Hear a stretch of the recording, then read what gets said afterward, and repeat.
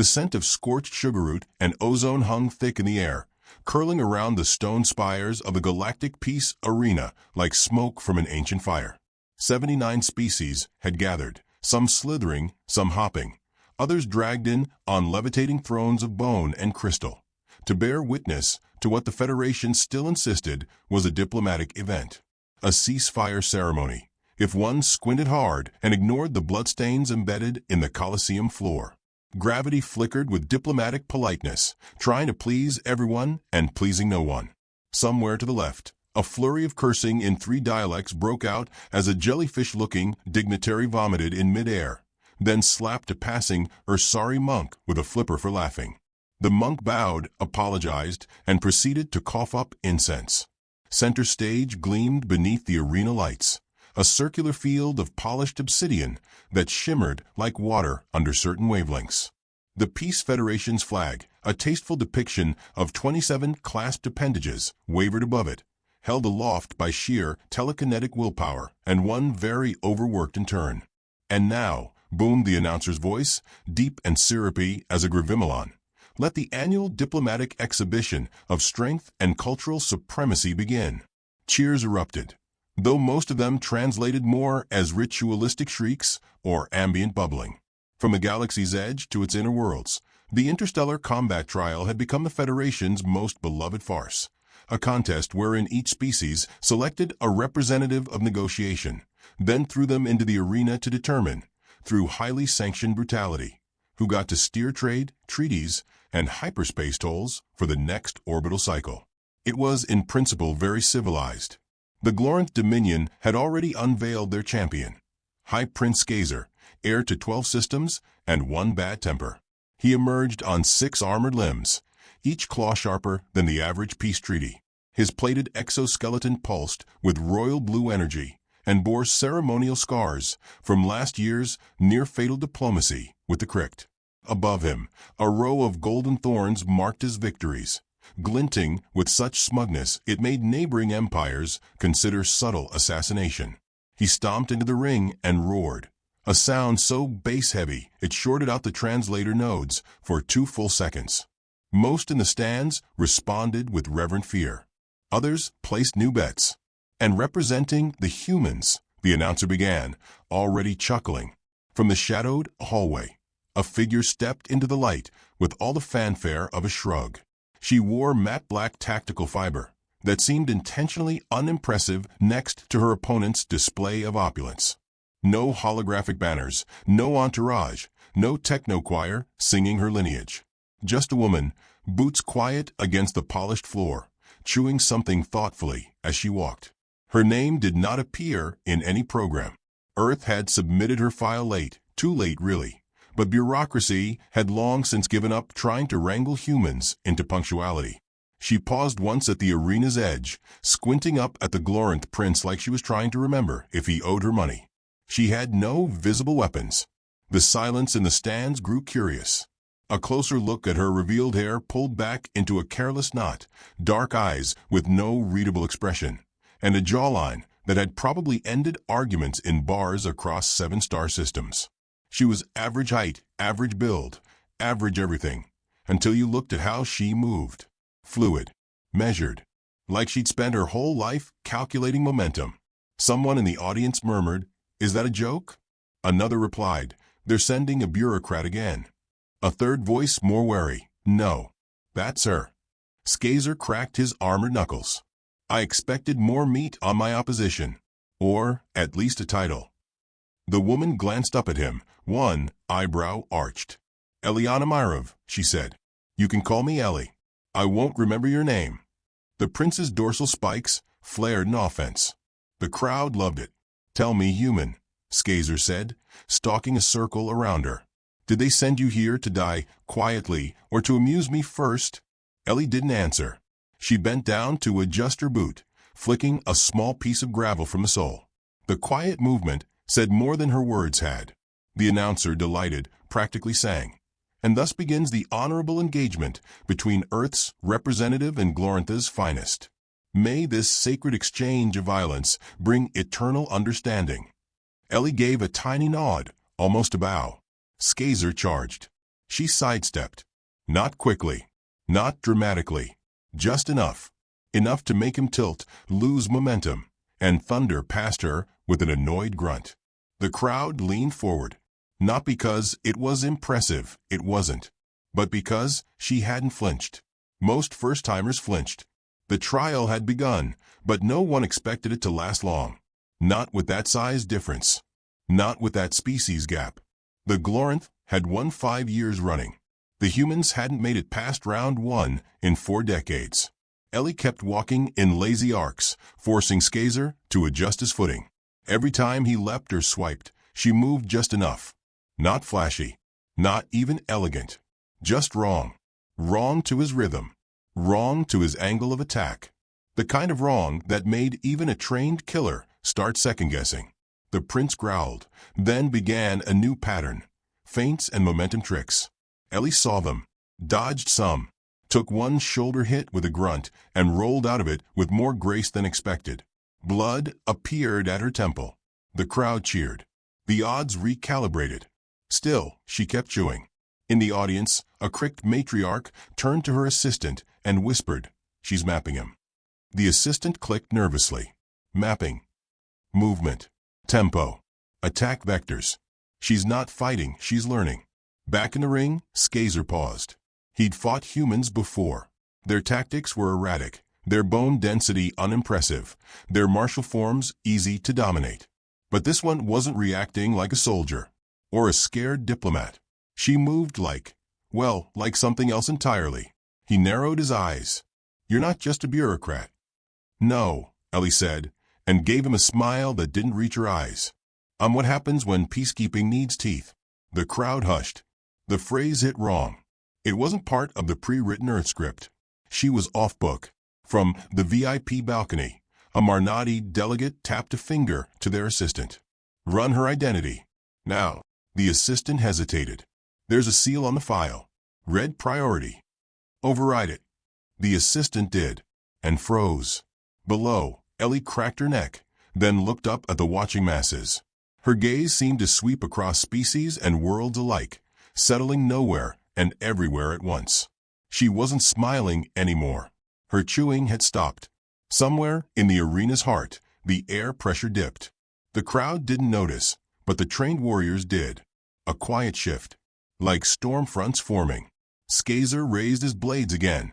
"Fight me, coward." Ellie stood straight. For the first time, she adjusted her stance. Not evasive, not defensive. Centered. "You first," she said.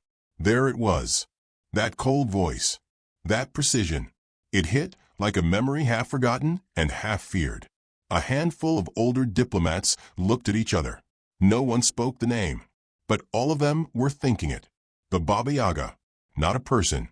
A program. A contingency. A whispered threat in peace negotiations. The thing Earth never sent, because when it arrived, there would be no further talking. No more diplomacy. Just decisions. Ellie took a step forward. Skazer blinked. And the round ended with silence, not because someone had won, but because the illusion had shattered. She was not here for peace. And every creature watching realized, too late, that the game had already changed. Eliana Myrov sat on the bench in the gladiator prep chamber, legs crossed, hands loose in her lap, as if she were waiting for a bus. The room was clinical, silver walls polished to a sterile gleam, a faint hum of force field barriers vibrating in the background. The smell was chemical and clean, except for the unmistakable tang of anticipation, fierce sweat, ion lubricant, and just beneath that, the acrid ghost of dried blood, carefully scrubbed but never quite erased. A spherical drone hovered before her, blinking red in intervals. It made a polite pinging noise. "Please confirm your death waiver." She reached out, tapped it without looking.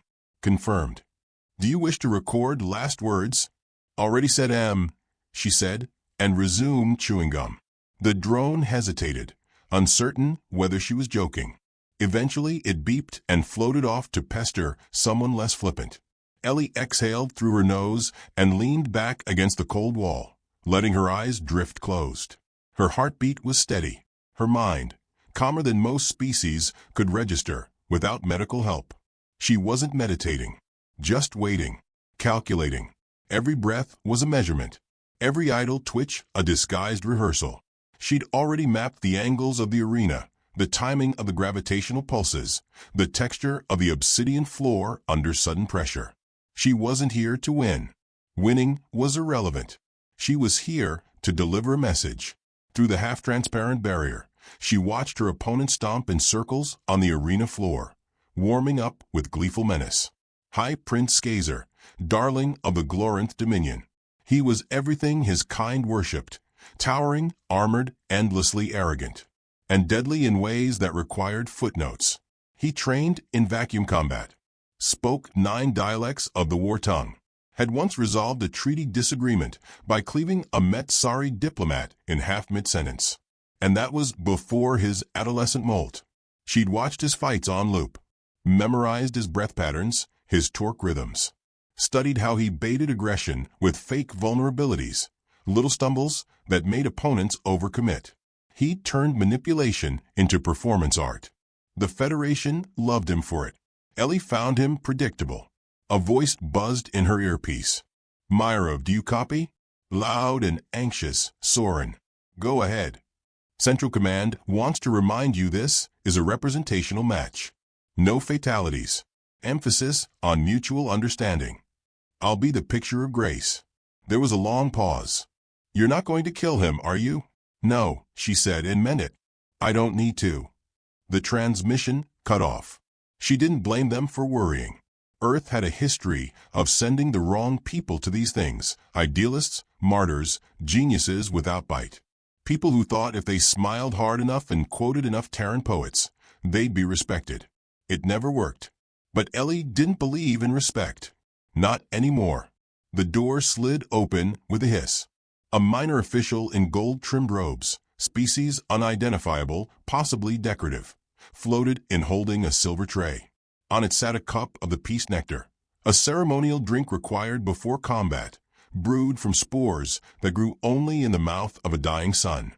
It steamed like acid. "Drink this, please," said the official. She took the cup, sniffed it, then downed it in one go. It burned like betrayal. Her eyes watered. The official bowed and floated away, clearly relieved she hadn't thrown the cup at them. Most humans gagged. Some vomited. Ellie didn't blink. As she stood, adjusting the fit of her gloves, she saw her reflection in the panel. Pale face, tired eyes, a thin scar down her jawline. She looked nothing like the legends whispered in war councils. Nothing like a storm in human skin. And that was the point. She stepped into the passageway as the announcement echoed through the arena. And now, in the spirit of peace and prosperity, let the combat of understanding begin. The crowd screamed, chirped, clicked, or pulsed lights in response. Skazer turned as she entered the ring. His plaited tail flicked once, an impatient tick. "Back for more, little ambassador?" "Never been here before," Ellie said, circling him at a measured pace. "But thanks for the welcome. You've got no armor worth mentioning. No weapon. No backup." His mandibles curled upward. "I almost pity you. Almost." He lunged, stopped short, testing. She didn't flinch, didn't blink, just observed. The Glorinth prince tilted his head. "They say humans are good liars. But this isn't arrogance. This is something else." She smiled. It wasn't pleasant. The crowd sensed tension, but not the kind they were used to. Usually, this was where the human broke ranks, flailed, tried something bold and foolish, and got smeared across the floor. Instead, Ellie waited, still, centered. The prince snarled and began the ritual circling. She mirrored him, foot for foot. He opened with a strike, claws flashing, movement blurring.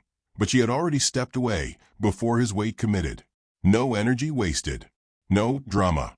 Just an efficient retreat and a pivot that brought her back to center. Again he struck. Again, she vanished from the path like a shadow on the wrong side of light. The third time, he came faster. Harder. She dipped under the attack and slid behind him, not striking, just repositioning, measuring, watching his joints, his range, the balance of his lower limbs when he overextended. The crowd started to murmur. It was subtle at first, The kind of confused silence that blooms when a joke lasts too long.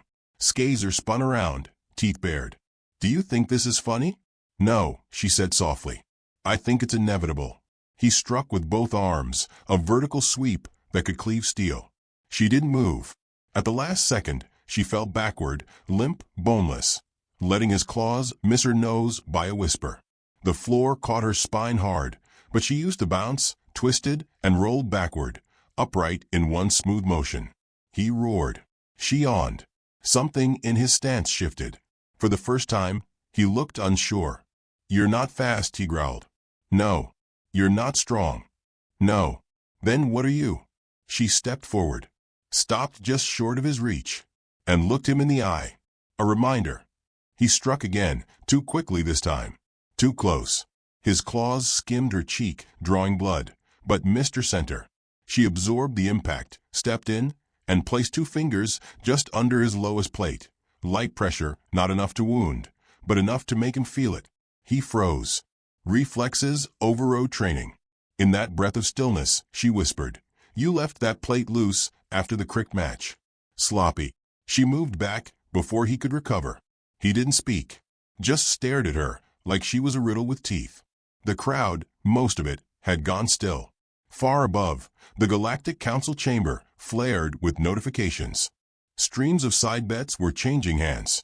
Federation ministers conferred with aides, uncertain if what they were witnessing was strategy or theater. Earth's file on Myriv had been vague. Too vague. Former intelligence contractor. Tactical analyst. Special appointment. No clear rank. No public record.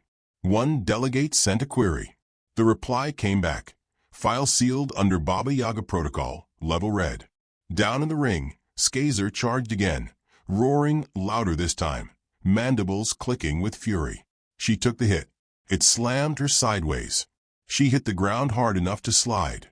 Her shoulder cracked. The crowd roared in triumph. She coughed, spat blood, then rolled onto her side and laughed once. Not loudly, not theatrically, just laughed. He hesitated. She stood. Her hair was matted with blood, her suit torn, but her stance utterly unshaken. Skazer stared. "What are you?" She looked at him, and in her expression there was no rage, no vengeance, no hate. Just clarity. "Politeness," she said, "is what we give the galaxy when we'd prefer not to burn it down." And for the first time, the Glorinth champion took a step back. He didn't know why, but he did. So did everyone watching. And none of them would forget. Not the silence, not the blood, not the moment a human didn't try to win, but reminded them why they usually stayed home. The bell had not rung yet. The match was not over, but the tide had turned. And Eliana Myriv was only just beginning. Ellie felt the crack in her rib long before she heard it. Pain bloomed sharp beneath her collarbone, hot and immediate. She tasted copper. The floor of the arena surged sideways as the latest blow from Skazer sent her skidding across its obsidian surface, leaving a faint smear of blood behind her like punctuation. Her shoulder armor had shattered. Her breathing was a touch ragged now. She adjusted. Not her posture, her perception. Slowing the world. Slowing him. Skazer advanced with the confidence of a predator who'd scented the end. His claws dripped with plasma heat, steaming where they touched the cooled stone. He wasn't showboating anymore. That had ended after her third feint made him look slow. Now he was angry. "Where's your cleverness now, human?" he growled, his voice thrumming through the air like a plucked cello string. "Where's your smug little dance?" Ellie blinked once. Her HUD flashed low vitals, suggested mild concussion. She dismissed it. Her mind was clearer now. This exact moment was where most species panicked. The bruises, the fractured bone, the humiliation of being thrown around like a rag doll. That was where the cracks formed. Not in the body, but in the resolve. She'd studied that too. Skazer closed the distance again, and this time Ellie didn't dodge. She stepped into him. He wasn't ready. Not for that. His bulk moved with devastating speed, but not flexibility. Her shoulder connected with his chest. Not a strike, just a presence. A shift in his center line. enough to tilt him off the axis of his own attack. His claws missed by inches. Her hand was already sliding along the line of his torso, not striking, not resisting, simply observing with touch. She found the gap again, just under the sixth plate, where his breath caught on every overreach. Skazer snarled and lashed out wildly, spinning, but she had already dropped beneath the arc of his swipe. Her knee hit the floor. Her palm braced. Her body pivoted around the pressure point like a wheel catching perfect traction. He stumbled. Just a step. But in this theater, a step was everything. The crowd reacted slowly. Most didn't understand what they were seeing. No lightning moves. No dramatic strikes. Just small turns. Non-events. Until they added up. Above them, the Federation scoreboard flickered. Someone fed new metrics into the threat analyzer. The probability curves began to sway. Skazer's dominance ticked down 0.5%. She stood again, blood sliding down her jawline.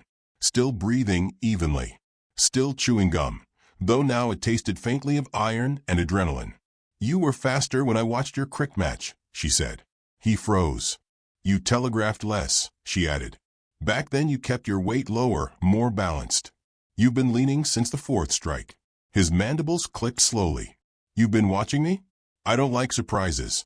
He lunged again, and this time his form was tighter. More dangerous. He took her seriously now. Good. They collided again, but this time it wasn't brute force versus softness. She didn't resist. She redirected. His strikes landed but slipped. Her body moved with him, not against him. Like fighting a current underwater. Pain layered itself across her ribs, her thighs, her spine. But none of it mattered yet. Not until the job was done. She ducked under another swing, landed a quick elbow. Not enough to harm, only to mark. To say, "I'm still here." He looked down at her with dawning clarity. "You're not fighting me." She looked up. "No. I'm dismantling you." The audience began to feel it. A ripple, small at first. The hush before a paradigm shift. The sudden silence of a room full of people realizing they'd made a bet on the wrong horse. Glorant royalty didn't falter. Not like this. And yet, Skazer's attacks grew wilder again. Desperate in tiny increments. Overcorrecting. Overreaching. The precision that once defined him had become noise, clouded by the sheer fact that Ellie hadn't dropped. Not yet. He struck again, claws aimed for her center. She twisted, narrowly avoiding the worst of it, but still caught a glancing blow to the ribs. She gasped. The pain was deeper now, spreading like a secret across her body. She staggered. He paused, took a breath, then stepped forward slowly. "You're finished." Ellie's laugh came soft and low. "If you're certain," she said, "then swing." He did, and that was the moment she'd waited for. All his weight behind it. His stance locked. No exit. She didn't block, didn't dodge. She dropped inside the strike, took the blow on her arm, bone snapping like dry wood, but used the momentum to spin. Her other hand, the uninjured one, slipped under his plating, fingers curved just so, and pressed. He froze mid-roar. The audience went utterly still. Ellie let him stand there, trembling, caught between reaction and realization. Her fingers never moved. No blade, no weapon, no force. Just a point of contact. A nerve cluster. Rare. Known only to 3 species. Skazer couldn't move. Couldn't breathe. His limbs locked up as if his own body had declared a strike against him. She looked him in the eye. "This is not a victory," she said. "It's a mirror." And then she let go. He collapsed, muscles spasming. Alive. Intact. But helpless. Ellie stood over him for a beat, face unreadable. The blood on her temple made a slow path down to her chin. The arm she'd used to block hung limp at her side. The silence in the arena grew loud. She didn't raise her hands, didn't bow, didn't make a gesture. She simply turned and walked away. The announcer, stunned, forgot to speak for 7 full seconds. In a galaxy powered by sound bites, that was an eternity. When the voice finally came back online, it cracked, barely processed. Victory to Earth's representative. No cheer. Just breath. Awe. and the quiet panic of those realizing this wasn't a fluke. The arena crew rushed to stabilize Skazer, still twitching. A medical drone pinged his vitals and chirped nervously. He would live, but he would not forget. Nor would the rest of the council. Up in the diplomatic box, 3 Glorant officials whispered in frenzied argument. One slammed a clawed hand against the stone table. Another turned pale, exoskeleton shifting colors in distress. From Earth's delegation box, half empty, barely funded, a single representative stood and sipped their drink. No reaction. Ellie stepped into the lift. The doors slid shut behind her. She leaned back against the wall and exhaled slowly. The gum had dissolved. She spat the rest into her palm and dropped it in the nearest disposal bin. Her good hand trembled, just a little. It was enough to remind her she was still human. Not machine, not monster. Just the quiet knife between words. The lift hissed upward toward medical debriefs and whatever retribution the galaxy might cook up next. She didn't care. She'd done what she came to do.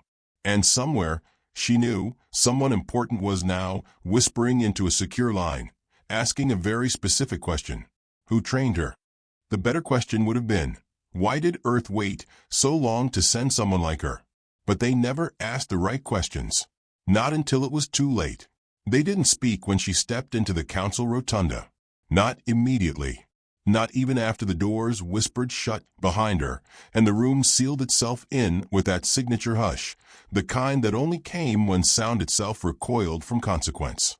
1,000 delegates from 400 species watched as Eliana Myrov walked across the floor, arms still bound, step steady, expression unreadable. She wore no insignia, no flag behind her. She didn't even have shoes on anymore. The medics had taken them. But her presence made the room lean in. Some species flickered their colors. Others blinked their whole torsos. One delegate simply began to molt from stress. The Glorant ambassador stood rigid, mandibles clenched tight, refusing to look at her. His people's champion was alive, humiliated, bruised. His neural pathways still misfiring under sedation, but breathing. That, in the context of galactic politics, was worse than defeat. A death could be explained, avenged even. But surrender? That lingered. Ellie stopped 5 paces from the center of the chamber and inclined her head a fraction. Not a bow, just acknowledgement. Her fingers curled behind her back, military at ease. Representative Myrov, said a gelatinous life form from the Eastern Drift Union, oozing politeness. Your performance has raised certain diplomatic questions. I imagine it has, she said. A series of whispers raced like a pulse through the chamber, translated in a dozen tongues. Clipped syllables, pulse sense, telepathic resonance. The official inquiry came next. You represented Earth in the combat trial, said the Metsari chairwoman, her voice elegant and sharp as a glass knife. Yet there is no record of your official rank, training, or military designation. We've detected sealed documents. Red priority clearance. Ellie said nothing. We also note Earth has not participated in the high trials with serious intent in 3 decades. Why now? Still nothing. The Cricked ambassador clicked a rapid question. Do you claim affiliation with Project Baba Yaga? That got a shift in the room. Even the oldest delegates leaned forward. Ellie didn't flinch. No. Then who trained you? She let the question sit there like an open wound. After a pause, she answered, every broken treaty, every failed ceasefire, every child who learned to run before they could speak, because adults were still trying to negotiate with monsters. Somewhere, a Terran observer exhaled sharply. A Lorinth diplomat hissed under their breath. You're not a warrior, someone muttered. You're a message. Ellie nodded once. Exactly. Chaos tried to bloom, then dozens of embassies speaking at once. Demands to reclassify Earth's representative as a rogue actor. Threats of embargo. One insectoid ambassador even requested a full revocation of Earth's Federation status. But amid the noise, one voice cut clean. We called a peace, said the old Jovian delegate, whose skin shimmered with bioluminescent memories. But peace without respect is just polite subjugation. The humans reminded us. Ellie didn't thank him. She didn't look for allies. She was just waiting for the part that mattered.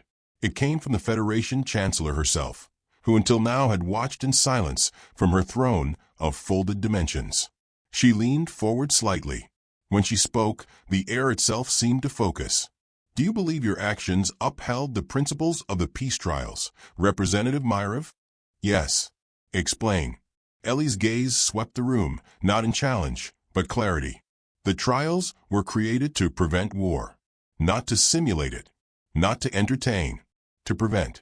They are meant to show each species' best, its strength, its restraint, its capacity to influence through force without deploying full-scale annihilation. She took a breath. But that's not what they've become. The room stilled. They've become theater. Arrogance wrapped in custom. Empires beating smaller systems into compliance with ceremonial fists. The weak grovel for crumbs, while the powerful stage blood for applause. You call it diplomacy. It's ritual dominance. And you let it stand because no one made you question it. She let that hang. Until now. The Chancellor watched her, unreadable. Her fingers steepled in a gesture that existed across several sentient civilizations. Are you claiming Earth seeks to end the trials? No, Ellie said. We're reminding you why they were started. Because sometimes if you don't make your strength visible, someone else will mistake silence for surrender. It wasn't a threat. It wasn't a plea. It was a verdict. She turned on her heel and walked toward the exit, each step a ripple. No guard stopped her. No voice objected. As the doors hissed open, a soft ping echoed from the Council's central data core. A single adjustment to the Federation logs had just been authorized.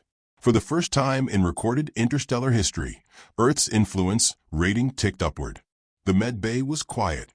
Lights dimmed to half, machines humming a lulling rhythm. Ellie sat on the edge of the observation bed, shirt folded beside her, for feeding a slow repair blend into her arm. Her ribs were bound now, her shoulder stiff. But she was healing. She hated medbays. Always had. The sterile peace of them felt dishonest. Like a song played too late. The door opened.